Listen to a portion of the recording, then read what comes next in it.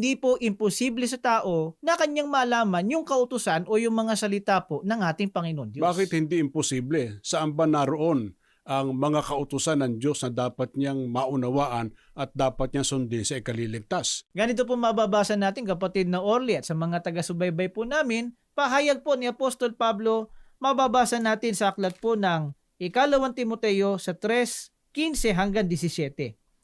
Mula pa sa pagkabata, alam mo nang ang banal na kasulatan ay nagtuturo ng daan ng kaligtasan sa pamamagitan ng pananalig kay Kristo Jesus.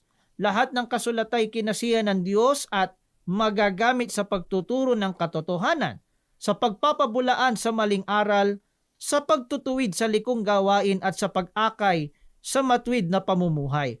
Sa gayon, ang lingkod ng Diyos ay magiging handa sa lahat ng mabubuting gawain.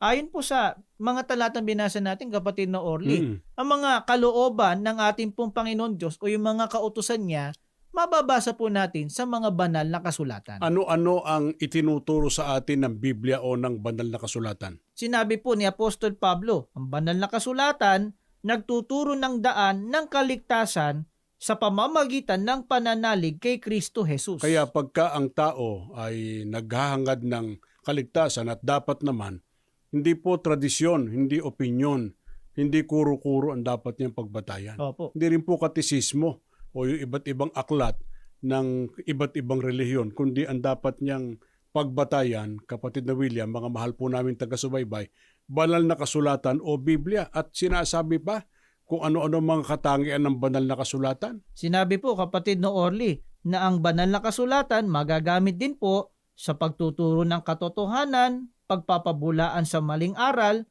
pagtutuwid sa likong gawain at sa pag-akay sa matuwid na pamumuhay. Kaya iba'y nasasaktan pagka nakikinig sa ating pangangaral. Opo. Bakit daw hindi na lang yung ating sinasampalatayan ng ating ihayag?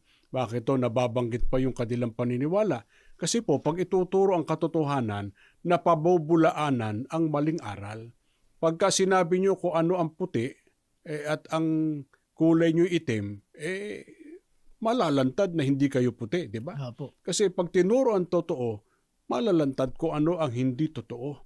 Kasi ang Biblia ay ginagamit hindi lang sa pagtuturo ng katotohanan, kundi maging sa pagpapabulaan sa mga maling aral. At pagka ang tao tinatanggap yung mali niya, ano sabi? Saan daw siya maitutuwid? Sa pagtutuwidan niya sa likong gawain at sa pag-akay sa matuwid na pamumuhay. Kaya mapapabuti po ang tao pagka ang kanyang sinunod ay ang aral po ng Diyos na nakasulat po dito sa banal na kasulatan. Opo.